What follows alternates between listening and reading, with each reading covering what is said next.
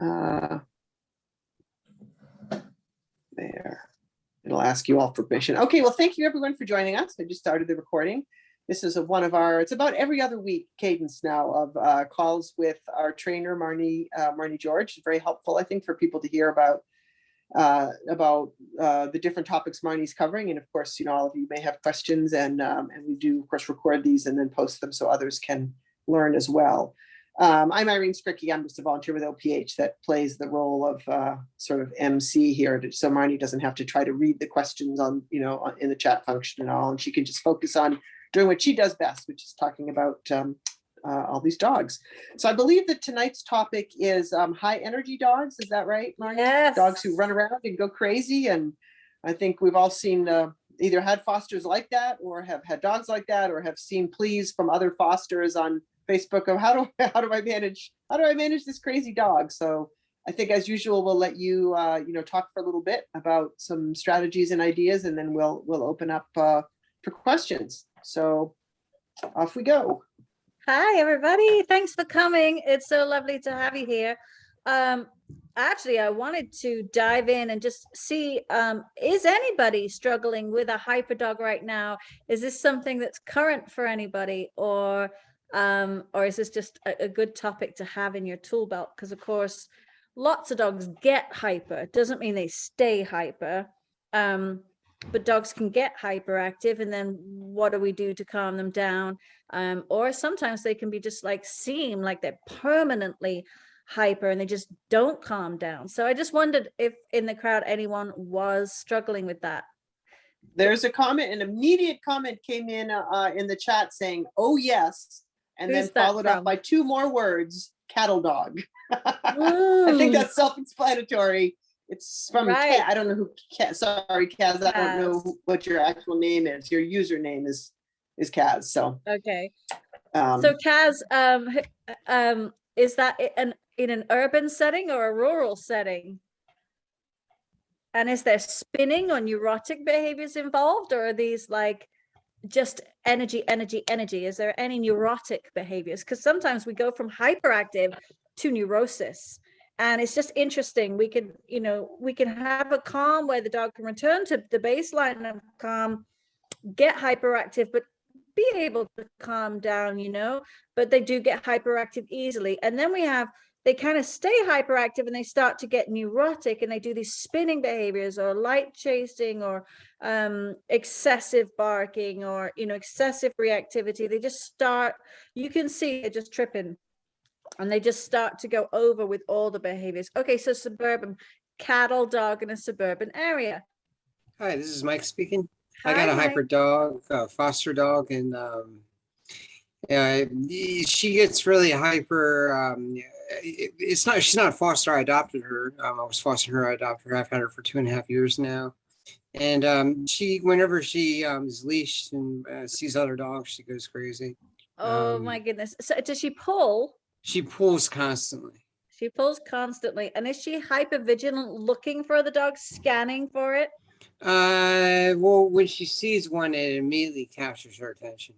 Okay, she immediately kind of goes over. And how do you get her attention back? What do you do? I try to get between me and the dog. If she gets too crazy, I pick her up. Oh, okay. So she's small enough that you can. She's 25 pounds. Okay. Like a Dachshund Terrier mix. Okay.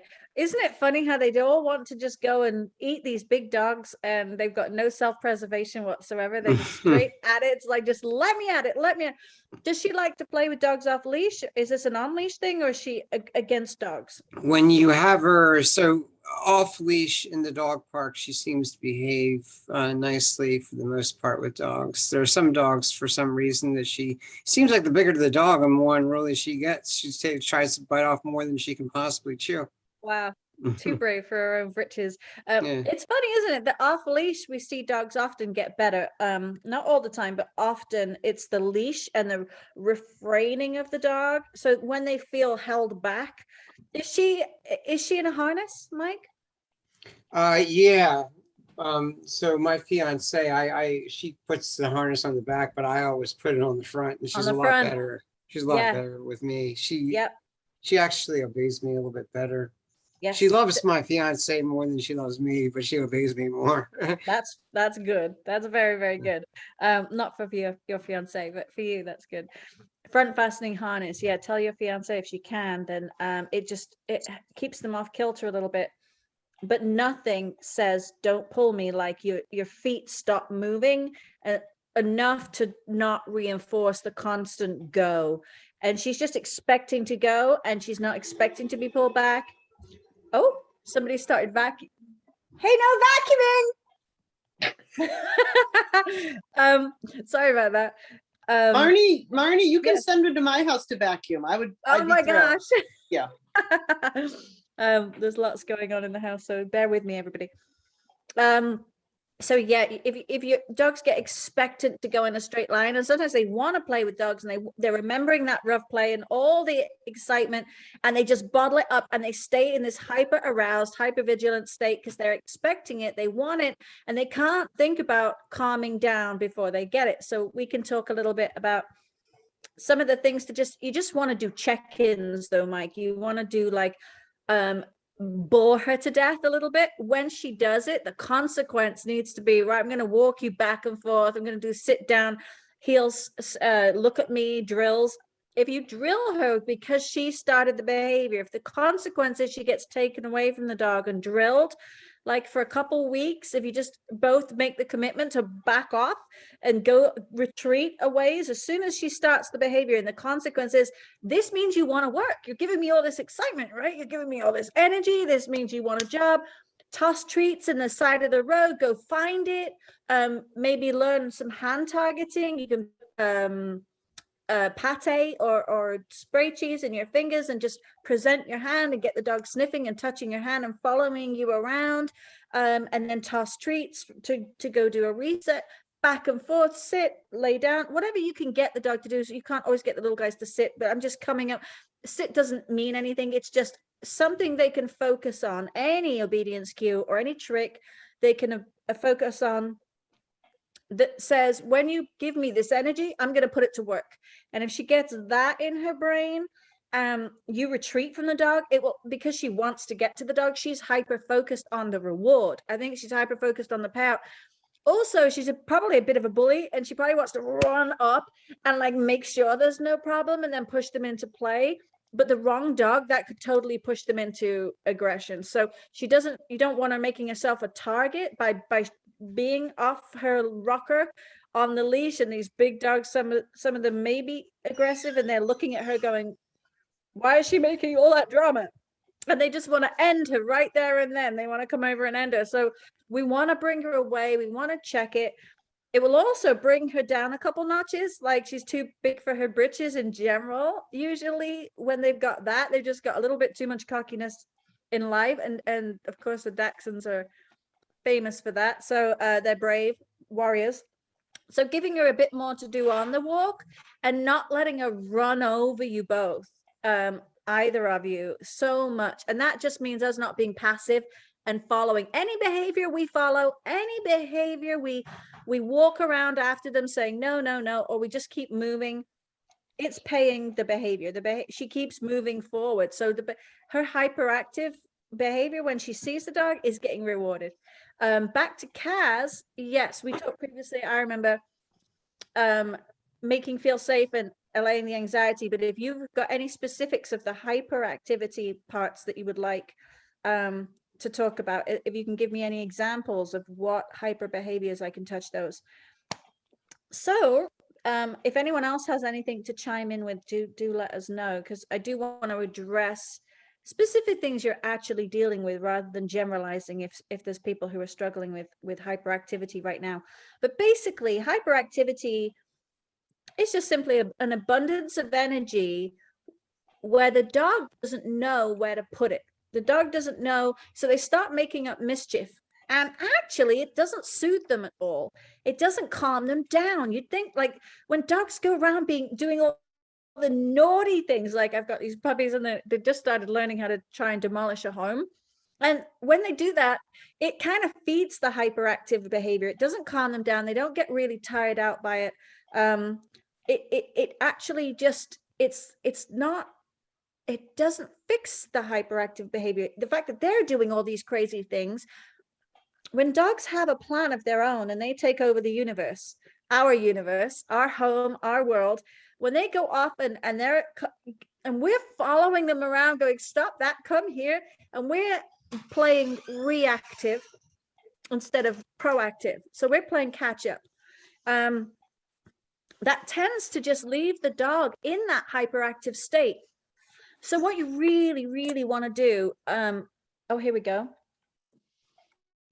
Barks and lunges at cars without regard for her own life, very dangerous behavior.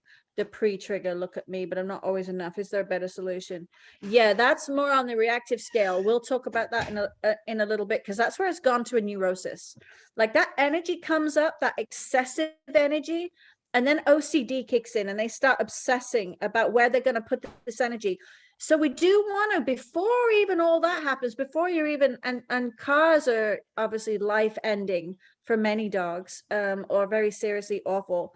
We see way too many dogs that just lunge into cars because it's a pressure response. Dogs feel cars come too close, the vibration and the noise makes them want to go into pressure as a predator. And even deer, they get like, they jump into the car, don't they? They have like this response where they're not avoiding it, they go into the pressure. And that can be a predator and a prey response sometimes. So it's really about, let's dial it back earlier than that. Is there a better way to exercise the dog before you go near a car, and then use the distance from a car, like really get more distance, do less walking, try to do more exercise in a spot where there's no cars, get a lot of obedience built in. And some of these calming behaviors I'm going to talk about, I'll talk about them in a minute.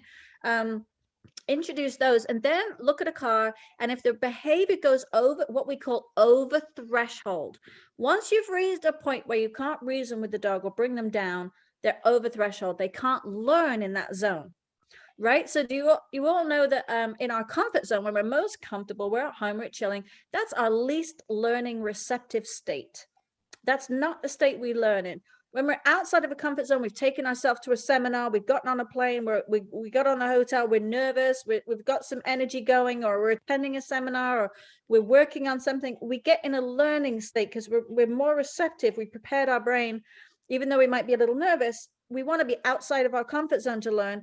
Then you have over threshold, where you're too stimulated, everything's happening, you're not regulated, and you can't learn well there either. So the very, very comfortable and very, very excited are not the places to learn. We want that sweet spot in the middle.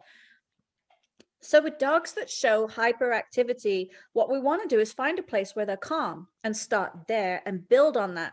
The next time they're calm, like identify the patterns of calm when they fall asleep. Might be a cuddle dog's only calm time. Sometimes, there might be only times where the rest of the time they're doing, I'm sure your dog has got perfectly good behaviors throughout the day in the house, but they're bottling up some of this energy and they're waiting for the perfect opportunity to express it. So a little like a cow that's full of milk, we need to milk them before we put them out in the field. We can't send them out with full of milk. We can't send dogs out to the places we know they're going to express all this crazy behavior without dialing it down first. We really want to put some go-to mat is one of my go-to, gentle collar grabs, holding the collar and having the dog sit and then lay down, holding the collar and guiding them around the house to a mat, lay down, putting a stuffed Kong on a mat, staying with them, keeping them calm, going to the bed, feeding them, staying on the bed for a minute. Even if you let them off and they play and then you put them back on and then let them off, give them relief from the obedience exercise, but going to a mat, go to place, staying on a bed with purpose because you've asked for it, and increasing the duration, sending them from a distance. You can remember that cheese trick or that liver pate trick I had earlier, to follow your hand and get their attention when you've lost them. You can guide them to a bed and then put a bully stick on a bed, put a chew toy on a bed, keep putting things on the bed when they touch the bed, to give them toss treats on the bed.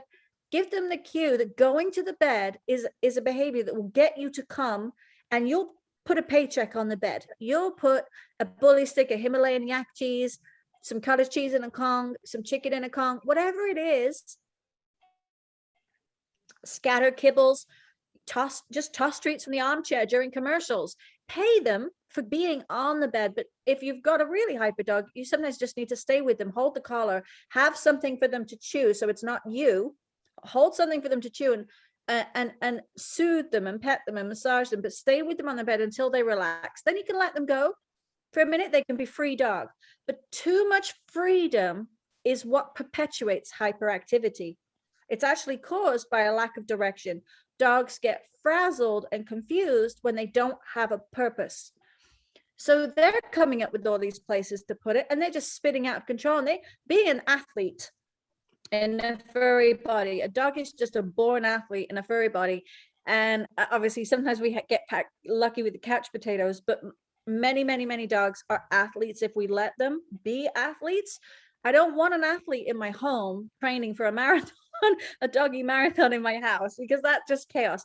So as you can hear, like I constantly have dogs, but it's silent. People are making noises, but it's silent because when I sit down, all the dogs sit down.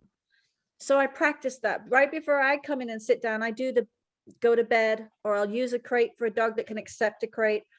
Then I'll give them free time. Then I'll say kennel, and I start to associate with it. If their behaviors escalate too much, there is a consequence. I'll clip the leash on to a dog that's untrained so they don't feel threatened by a collar hold. You want it to be very gentle, and you hold the collar and feed them 2 or 3 times a day. If they're not good at being held by a collar, grab the collar to give them something pleasant that they want, and then let go. Don't ever force them through a doorway or anything if they're aversive to the collar. So you want to create structure and calm by getting hold of the collar, bringing them to a bed and sitting down with them, showing by example.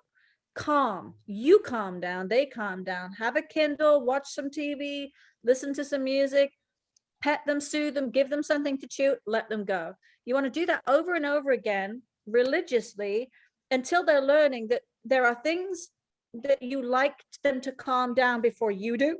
So I do it before I chill on the couch, or I do some work. I'll cue that, and then eventually it's just a go to bed cue. I'm like, go to your bed. And they settle. Eventually, I don't say anything. I sit, and all the dogs find their places to sit. If they start playing together in the house, I get up, and then I start doing the collar game, or I'll station them. I'll tether one. I might tie one to some furniture with a bone, so they can't have access to the things that they're doing in hyperactivity. So hyperactivity tends to then turn into OCD and neurosis pretty religiously, as depending on the dog's energy level. If the dog's got enough energy and they keep doing it, it goes off the charts. It's never self-serving, or they keep playing rough and they keep perpetuating.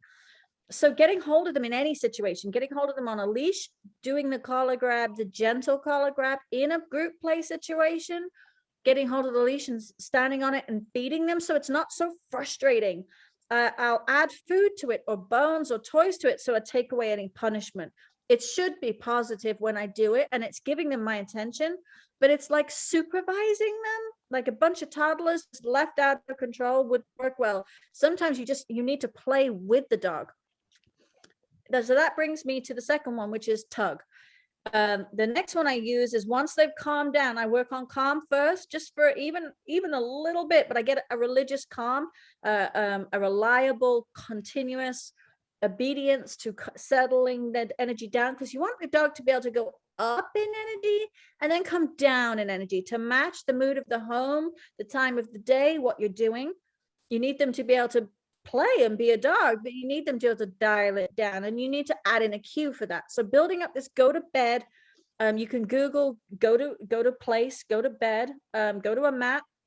There's hundreds of different ways to do it. You can find one that suits you and doesn't make the dog fall apart. You know, you want to be as kind as you can and as firm as you need to be, because it's not an option. When I'll take the leash and I'll stand there, I'll tether them, and I'll put a bed, and then I'll start paying for cooperation. So I'll make it as pleasant as possible, but I'm going to get that behavior eventually. I'm not nagging them to lay down. I'm taking them to the bed and calming down and seeing what they offer, and then rewarding them or providing things to do that encourage them to go to the bed. So then I'll do that like outside in a group setting or in the home. I'll just clip the leash and just supervise calm. You're sending a very calming message without overusing your verbals. You don't want to be talking. You really want to dial it down. Just be like, go to bed. Just say it like a suggestion. It's not a command yet. It's not even a cue yet. It is just a suggestion at this point, and it means that we will be calming down together, that you'll be doing it with them. So really, dogs need a witness. They need the supervision. They need the guidance. They need your personal attention when they're hyper. Next, they need a focus. So the very next thing I do is give them a pure focus, and I will build it up when they have given me, they've come out of a crate, they've given me some calm, polite, walking through the house, going through the door, settling down on a bed for a minute, chewing on something, whatever they do right, I will then say, okay, let's go. And I'll take them out and we'll play a quick game of tug, or I'll do it indoors if it's suitable for a dog that's not off the rails. I'll whip out a rope toy or a little flirt pole. I will get those long squeaky things. What are they? They've got like plastic things, bottles in them, but they're long, or they're animals that you can stuff with things. They're long and they're flappy, and you can make it prey. The minute the dog gets too riled up, I let go. I always teach an off because I stop playing. I will say drop it right before I throw some treats. You want as good of an off as you do tug. With tug, the off is as important as the tug. If not more, it's more important than the tugging. So you want to be able to say drop it or off, and then leave it. You want to build in those three things: drop it, off, leave it. And you want to use that to dial them up, and then you let them go play with it. But you keep doing it. You keep playing with the tug. You flap it around. You make it interesting, even if they're not really getting it at first. You flap it around like a dying fish on the floor. And you can really experiment with different materials and different toys to use. But I found that I can build tug in almost any dog, even dogs that aren't really interested at first, because they don't have a focus. They're coming up with all these, eating my flowers is this week's theme for the puppies, digging out the flowers. So I go out there, and the minute they look at the flowers, I say yes, and I go get the tug toy. I want them to look at the flowers and not eat the flowers.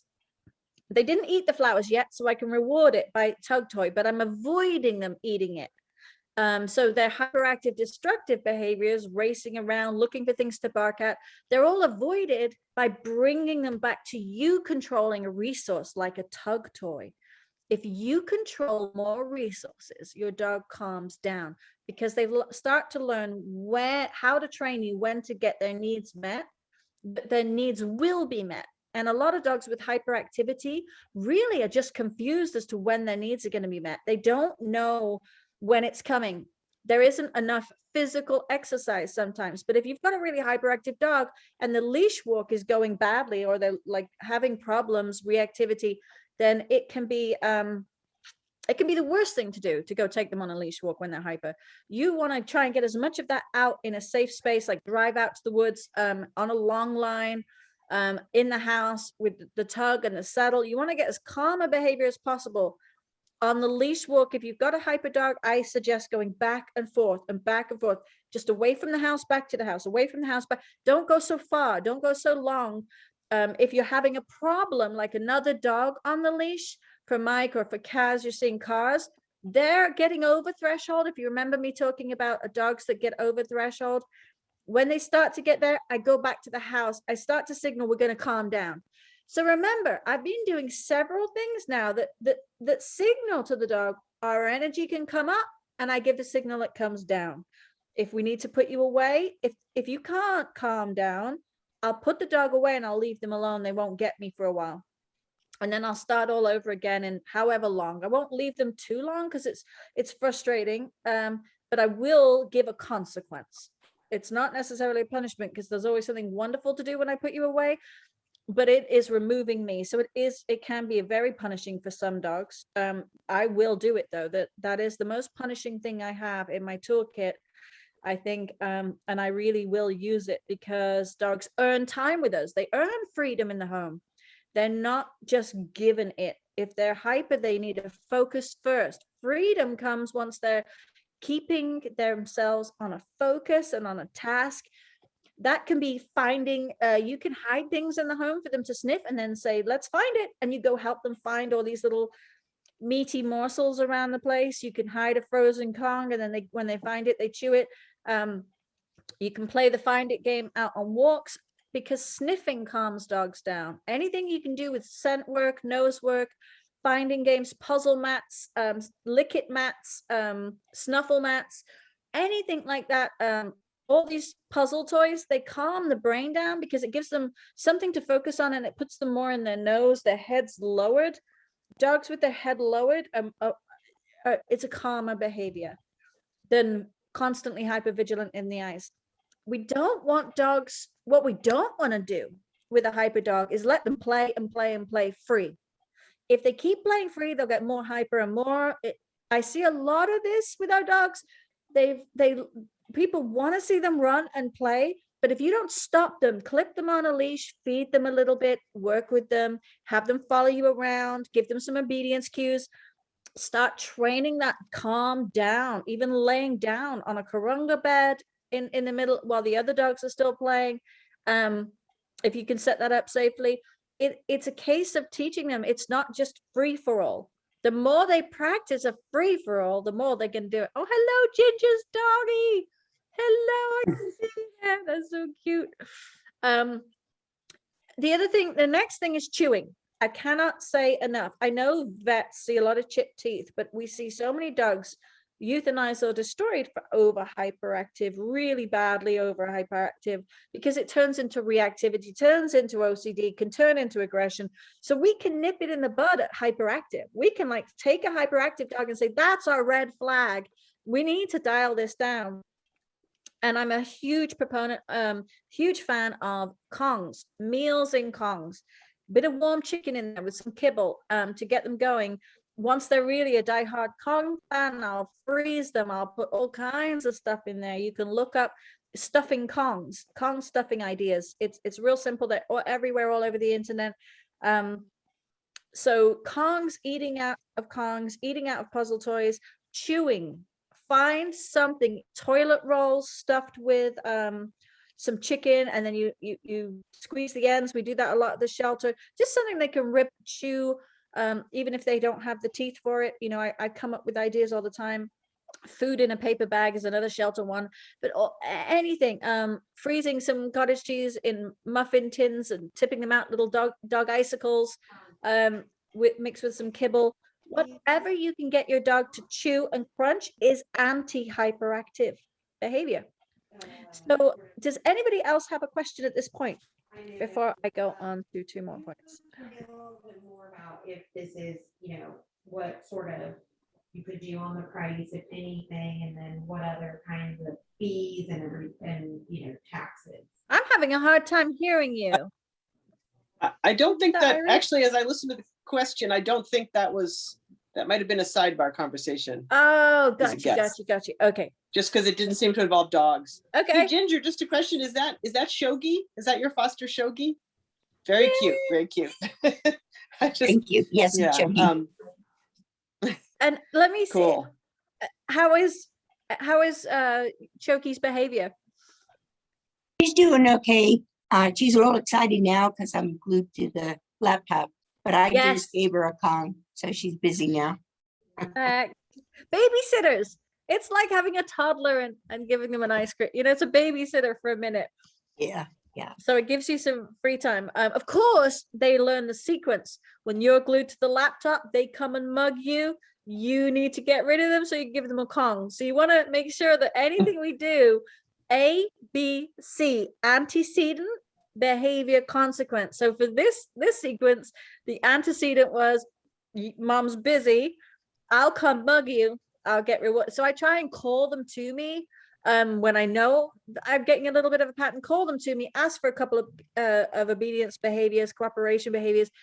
Give the rewards, and then they can't get my attention. I'm locked in. Doesn't matter what they're doing. I know the house is going to still be there at the end, but I'm locked in. They've got their distractions.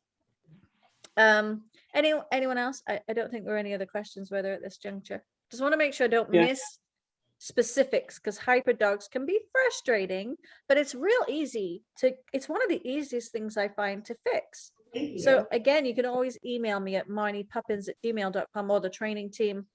Unfortunately, it sounds like some really terrific perks that the dealership are pretty far from y'all, so. That's Well, hang on a I'm second, pretty right, Irene? close up, hi, All go. right, I'm trying to figure out who it is so I can mute close. them. Ben Prola. Sorry, I'm trying to look at the participant list and, all right, maybe they're muted now. Okay. Okay. Yeah, does anyone else have any questions for Marnie? I will say I've had some hyperactive fosters, and I did find exactly the ideas that we exercise them and then they'll be less hyper, but they really did seem to not know what to do with themselves. And that even brief crating, like when they got really crazy, it was often a sign of, just like with a human toddler, of I'm exhausted and I don't know what to do, especially a younger. I've had a lot of 7-8 month old puppies, and I have to pop them in the crate and they pass out. You know, they'll bark for a minute and fall asleep because they needed a nap. Though you have a lot of other great strategies to kind of keep them busy. Naps are important. Dogs get overly tired and cranky, and they do, especially younger pups, like the dusk zoomies, those puppy zoomies that you get at dusk, and they just sometimes they do need to zoom, and sometimes they do, but with purpose. You know, if you can get them to sit, stay, lay down for a minute, and then go ahead, give them the cue to go do zoomies, put them on a flirt pole, follow a toy attached to a horse whip, or you make a flirt pole real easily. You can Google that too. They're really easy to make, and you just flap them around and the dog's chasing them. I let go. If the dog gets too exuberant with any of my tugs, I let go. I'm not going to perpetuate a dog getting way too wound up. So I want them to enjoy tugging with me, not using me as a dog toy. So I find that a really good one. But yes, as Irene said, recreating them, settling them down. Dogs need naps, so naps are a big one. And I do go to place. I do go to bed. I'll sit with the bed at my feet, or I use the crate with something great in it if they're able to be in a crate. So Restless Dog Syndrome. It's like they've just got all this energy. They don't know where to put it. A lot of times, and I was hoping we might get a couple of people here, because I know a lot of people struggle. The calls I get, the emails I get, people are struggling with dogs just playing with their dog. The foster dog comes in and they just mugging their dog to get their energy out. And it's too much. They're pouncing. Some of the returns we've had lately are just too much for the other dog. So putting that clip on the leash, really making the dog eat everything out of a puzzle toy where possible with teeth. Holding the chew toys and petting them and settling them down on a bed at your feet and adding their kibble in that way, or treats at your feet, is really, really good one. And then just taking any obedience class you can take, or any obedience cues. Tricks are really good. Anything you can get where the dog finds you more relevant and will pay attention to you again, having got distracted. Like I'll whistle, I'll get up, I'll say, "Oh, dogs, come," and I'll go get a Scooby snack. I'll go get a snack, give everybody a snack. And then the dog that was the most rambunctious doesn't feel singled out or shut down. It's a ritual that everyone got to do. Then I'll take that dog for a one-on-one. I'll give them some tricks. I am not a trick trainer. I'm not even an obedience trainer. I'm really hardcore behavioral modification, which means I don't rely a lot on sit or lay down or any of these obedience cues. I rely on the dog choosing to come away from a threshold or to come away. I want a dog. I do a lot of service dog training. So I want a dog that thinks, am I going to get my needs met more by doing this behavior or less? Or, is there a consequence I do or do not want? So I like to train dogs. I specialize in training dogs to think for themselves and train the human to meet their needs without the human ever realizing they're being trained by the dog. I love getting the dog to learn how to get attention from the human by being calm. So the other thing, I've got 2 more points. The second to last point is paying for calm. So the dog will be calm and I'll get up. When they do be calm, I'll go and recognize it as much as I can in the beginning until they learn that calm pays. So I won't take an exhausted dog out of the sleep. An exhausted dog needs to sleep undisturbed. It is another cause of number one cause of bites in youngsters is disturbing a sleeping dog, and people letting dogs they don't know up on the couch, and that people just waking them up. They don't do well when they're woken up. As you mentioned earlier, Irene, sleep is massive to dogs, and dogs will be in a constant state of frazzledom if they're not getting really quality sleep. So I will, when a dog's just napping or dozing or settling down, I'll get up and go pay it. Even if that gets them up again for a minute, I'll go add something delicious onto their spot, or I'll just sit down and soothingly pet them if that's something they enjoy, or I'll invite them up onto the couch because I saw them go to bed. So I'll be like, yes, bed, and do something. I'll do something that pays the behavior you want to see again and again and again. And if you just try that, I bet you notice your dog going to the bed, and you just, yes, or just bed, yay, bed. And you just toss the treat over there, or you call them over to you for a pat. It's better if I go over there and settle down with them for a minute or do something like that. And then I get up and go play, and they start to learn antecedent was I calmed down, behavior need got met. I got either I got something fun because I still had energy. And then lastly, I will live in a room with a dog. I won't give them the whole house. I'll live in the kitchen if I have to. It's a small kitchen. I got 2 baby gates up, or the living room I'll make smaller with X pens and dividers. I'll live in a space with the dog and have the leash and pay attention to when they're calm, so that they're learning to not just go bounding around and you're chasing them and following them around. I think that's the worst thing we do in a home too soon with our foster dogs and our adopted dogs, is we give them the world because we want to see their joy. We want to see them happy. But don't forget, they're learning to explore. And if they start mouthing things, if they start getting behaviors that you don't want, don't be reactive and start following them. You let them free too soon. Corral them, be in a space and calm down, and then go outside and play, go back and forth and back and forth for 30 minutes, 15 minutes, 5 minutes of indoor training. Follow my hand with something sticky and delicious on my hand. Give them things to do following a period of calm, so they know it's coming. And there's the biggest ticket of all. The dog knows there's a payout for being calm. Calm gets the need met, because hyperactive, just like any behavior problem, is just a symptom of a behavior need not getting fully met.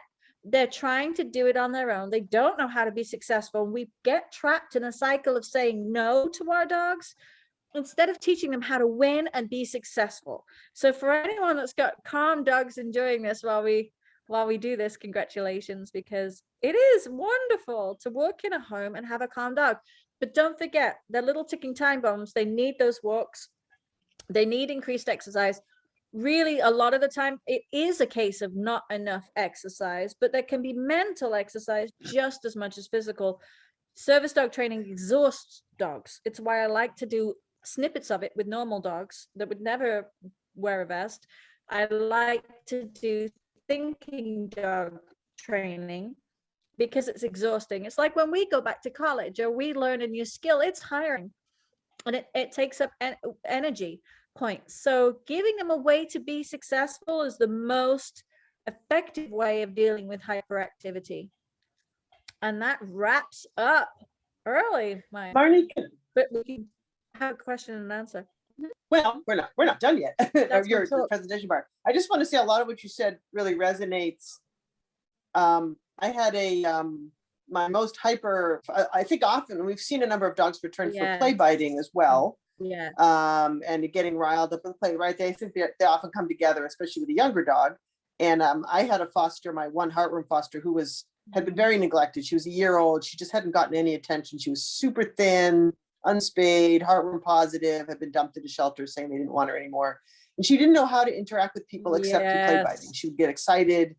She was so happy to get any attention. I could not break the play biting with the usual, give them a toy and do this and walk away. She would chase and bite my legs. So I watched a video, and really it's exactly what you said. Yes. She had no idea what to replace it with. She'd never gotten positive attention. So I ended up doing this rapid cycling that I saw something that said, if they show any sign of impulse control, if they start to bite and hesitate, praise them. And that's what I wasn't doing, was giving the positive. I would say, no, And this dog she would like start, and she'd hesitate for a second. I would like, yes, yes, yes. And then she'd bite, and I'm like, no, no, no. And then she would do, and we would, within like every second, we were like, yes, no, yes, no, yes, no. And but she that's began okay. to learn, yes. That the nose, I tend to go with the nose because it's so obvious, right. But I wasn't giving her anything to replace it with. And Right. once I started doing that, and she actually got adopted by a woman with a daughter with disabilities, and I was really concerned that would they be able to manage this play biting. So I told her those strategies, and I was certain this dog was going to be returned, but they stuck with it. That's they awesome. love her. They have posted about her on Facebook. They've had her a year and a half now. But that for me, I had never give them the positive too. Like, and you think positive longer term treats, but just a quick pat. If she even held back for a second, she would start, and you'd see her think. Yes. Praise her. Yes. And that was the only thing I did. Nothing else, or leashing her and stepping out of her range for a minute. Yes. Yes. So she couldn't, yes, which can build frustration. Right. That can build frustration. But then immediately going back at her, if she play bites, I would step back. Yes. And she just couldn't pick anything up unless it was instant feedback. Yes. And I mean, it was a work in progress when she adopted out, but it's exactly what you were saying. I love that. That I think we don't, I love your ABC scheme too, the antecedent behavior consequence, because I do hear about people saying, well, the dog growled at me, so I gave him chicken so they'd calm down. We're like, we just rewarded being growled at. Yes. Dogs always learn what happened right before the thing that that happened. Yeah. The dogs are actually remembering what happened before that. So they're going, this was what was happening and occurring. This was the environment. This was the setup. And then the thing happened where I growled or play bite. Like you might move and there's play bite, or she woke up, play bite, or like she wants to play, but she doesn't know that humans aren't dogs, and she's learned to play rough with siblings, but they haven't been interrupted well enough by the mom or a sibling, so they're overdoing it. They haven't been corrected by another dog enough, and they want to play with you, and they have nothing to replace that with. They can't take it away that they want to play with you. That's not going to go away. So saying no doesn't meet the behavior need. But a dog will learn, the person starts to move, they're distracted, I can get their legs. And I'm like, antecedent behavior consequence. Remember that right before you move, the dog's going, I'm waiting for the movement. So you start to move, and then you stop and say yes before they've failed, and give them an alternative behavior that's incompatible. They can't play bite with you if you've got like a garden stick, or you've got a rope toy, or you've got food. Or even just as you said, you go out of reach. You can build up too much. I see people build up too much frustration if you use too much of that. But I use tethering a lot, because I can step out of reach of a dog that's lunging or barking or growling, and I can show them, I can get the dog to ask me to come in their space. Because I can stay out of their space really easily when they're tethered, and then I'm coming in the space to deliver something that's wanted. And I do it in a very trustworthy, predictable way.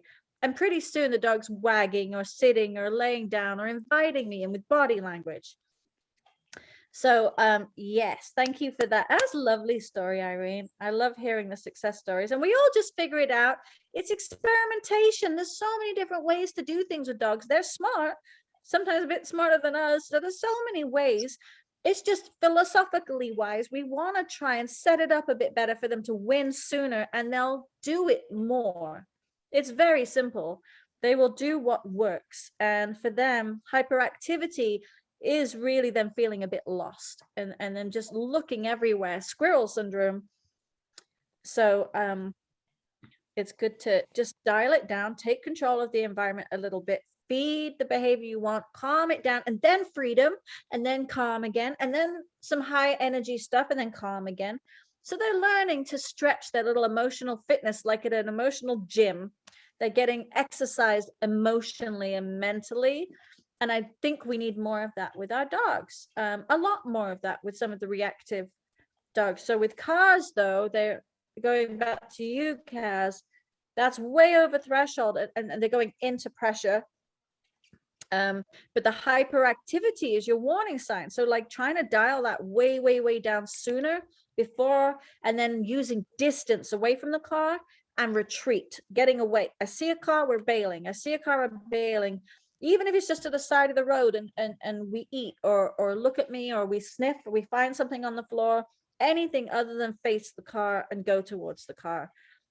Front fastening harness is everything for me. I always use a front fastening harness clipped to a collar. Either the freedom harness or an easy walk harness. I find that changes my life. And I work on with car behaviors. Again, I work on trying to do that target training beforehand. As soon as we see a car, come away, back over here. Yes, the car's going by and you're not reacting. Feed, feed, feed, feed, feed. Reward them with going away from the car. They think they have to go into it, but they don't actually want to. It's the way a predator meets a threat is to send it away in their mind. But and it can be dangerous for you because they can lunge and do an injury, especially with winter coming. It's really time to work on these. You're looking at something, come back to me, let's retreat. Looking at something, come back to me, let's retreat. You really, really want to work on back and forth on a leash a lot more than you think. Humans want to go in a linear fashion. We want to go straight lines and we want to go long distances to walk the dog. But really, we want to do much more moseying, meandering, sniffing, finding things to sniff, and just longer leashes with more relaxation in them. And we step back or turn away and rejecting behaviors that you don't want. Removing yourself, removing the dog, or you know, if wherever possible, you're removing something from that sequence of failure. Like, come away from the thing before you've engaged in the other dog or you've engaged in the car. Come away way sooner. So if you can dial hyperactivity down, you've got a lot longer of a fuse before you're in overreactivity or OCD. You've got more tolerance. You've got more time to act and take action before there's a problem. Great. Let's, we only have about 10 minutes left. Do other people have questions? question. Any of the other folks on the line who want to either in the chat or feel free to unmute and jump in? If you have any specific situations. Maureen, was that a gesture to me or was that just a hand movement? No. Itchy nose. You did this and I thought. Itchy nose. Well, yeah, okay. Anyways, I'm just trying to be responsive to the group here and misreading cues. You're Ben, wonderful. Ben, We're you so just grateful turned for you. your, all right, Ben turned his camera on, waved to me and unmuted. I think that's a sign. You read my cue very well. Hi, Ben. Okay, Good, so maybe good. this is a Hi, bit of a Ben. basic question, but what is your thought around dogs who get really excited when they see people and jump uncontrollably? Oh, I'm so glad you asked that because I actually completely missed that one. I was expecting more people with younger dogs and that excitable greeting, so I was hoping for questions. I love this one because they want to find our faces, so they come up our bodies to get our faces, and they see people. Remember, I don't know if you heard it, but in the beginning, I was talking about a dog gets an idea of what's going to happen, antecedent behavior consequence, right before the thing happens, before they're jumping on people. They've got an idea in their brain. So whatever happens, the doorbell rings, the door opens, people come, or they see people walking towards you. They get it in their brain that they feel the feeling of jumping on people, and they remember as babies licking people's faces. It's one of the earliest memories puppies have, and it's intoxicating. It's addictive. They want to connect with you that way. Now, it's not good. It's not what we want, but to overpower what they want and what they love so much with no and squishing them and shutting it down, to me is like such a crappy way of doing business because it's taking all the joy out of the situation. So all the things I talked about earlier, every single one of them, right before you start your greeting protocol, will absolutely dial it down. Because if that collar grab, that standing on the leash, that clipping the leash to them and feeding them, having the person not come close, not getting them to expect it right away is one. The person's at a distance and you have the person stop and you just feed the dog and calm the dog down. Secondly, you teach the dog to go to a hand. So my sticky little, teach the dog to target the hand, to run up and sit. to your hands first, and then run up and sit and target the person's hands. Have the person bend down and interact with them as a reward for being calm or running up and sitting. So I do a lot of run up and sit and feed them, run up and sit and feed them. So anytime I'm seeing the dog, I'm bending down, I'm calling to my hand, then I stand up and I drop the food. So the standing up asks a dog in dog language to jump and come up to our faces. Us bending down and giving the food, giving the affection for a little bit of cooperation. What specifically is yours, at a doorway or out? So let me now dial into very specific. Well, I've experienced it with a lot of dogs, but my dog specifically, it's at any time with any person inside the house, out, at the door. Okay. She just loves people. Right. You now have a heroin addict, and their drug of choice is greeting other people. You're useless. In this situation, other people are crack cocaine, and it dials right back to puppyhood. It was so exciting and so wonderful as a baby. It's never gone away. And people, a lot of other people are passive and they tolerate it. And no sane person is going to discipline it twice or so you can't really focus on the other people. I have people jump up and down. I have people say no. I train other people to do a variety of different things, so the dog learns to not do it in all situations. They have to sit and ask for the person to interact, and if the person's trainable, the person will give them their face or touch them or give them, and then they can enjoy it all they want. But if they're jumping, I remove them, but they've already done it. They've already enacted their dopamine cycle, like they're getting the hit. They're getting the hit from their crack cocaine. So first, it's really controlling. First of all, with any problem, you have to control the environment for just a minute, just a few weeks. Stop people approaching your dog. Put your hand out, yell, be like, I'm training. You don't have a sign. You're like, hold on. And just, you're going to have a bit of extinguishment for a minute. There's going to be a moment of, no, my crack cocaine is coming right at me. She has to pay attention to you. She has to pay attention to you just a minute. And if you did that with some McDonald's burgers or some whatever crazy food you could think of to give, because you're dealing with something that's very competitive and you don't want to bribe it, you just want to get calm just for a second and feed it. And then bring the dog, bend down and bring the dog over to the person's feet, have the person's hands, and you say, yeah, and you need to be less passive and really guide and it supervise that interaction. I wouldn't use the standing on the leash as much because it's going to cause frustration. I wouldn't use no as much. I wouldn't use pops. Me personally, with that dog, I'd be like, calm. When we see the person, we calm just for a minute. And it might not look pretty right now, but we're going to pay it. Then we're going to bring them to the person and have them interact in a way down here. So they're learning to just scuttle up and sit and have it all come down to you. And we're not going to allow, we're going to do everything we can to not allow them. So we're going to have that front fastening harness. We're going to have good control. We're going to stand on the leash. If we have to stand on the leash, it's when we've done all these positive things and the person's coming to them quickly. There's very little extinguishment.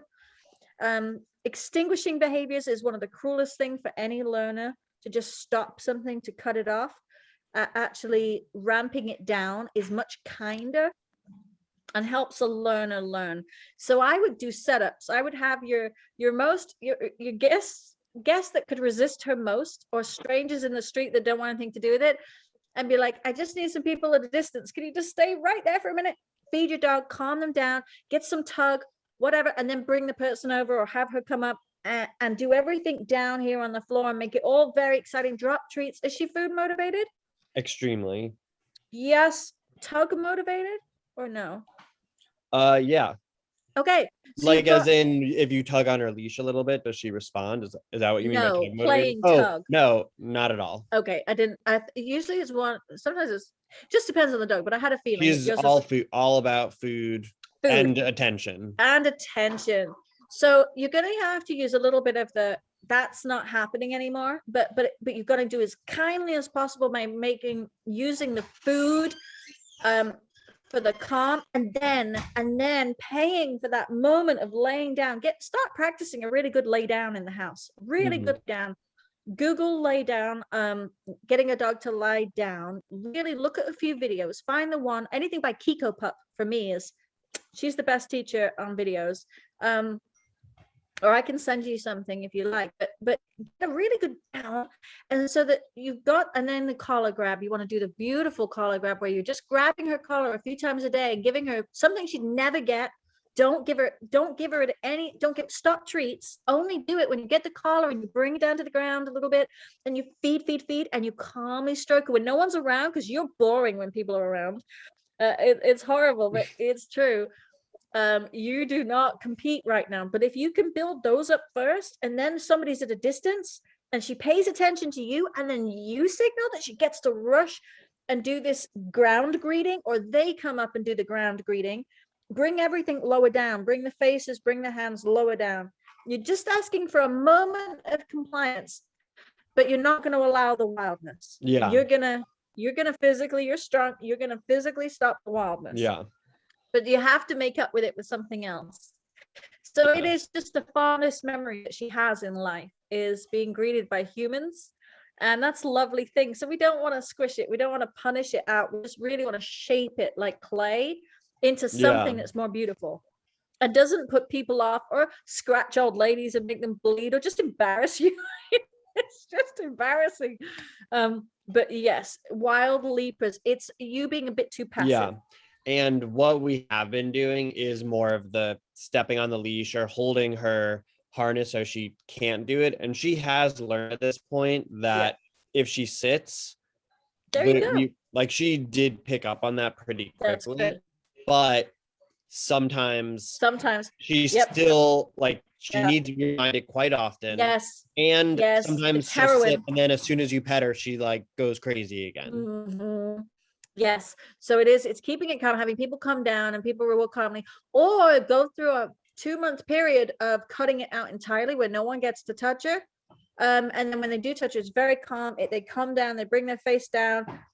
You're either cutting something out because she's too addictive and you need to cut it out for quite a while. Or you bring everything down to the ground and very specific cues to stay on the ground. You're just doing as much of that, target the ground, target a mat, drop a cue. You're doing the right thing. You're making the right thing, but people standing up and her being in a position where she can leap is so rewarding. It's going to stay in her system as something she can offer. So really you have to win by not allowing her to get that crack cocaine in her system. The drugs aren't out of her system. Okay. So Thank you. Let us know how that goes. Will do. Thank you for the question.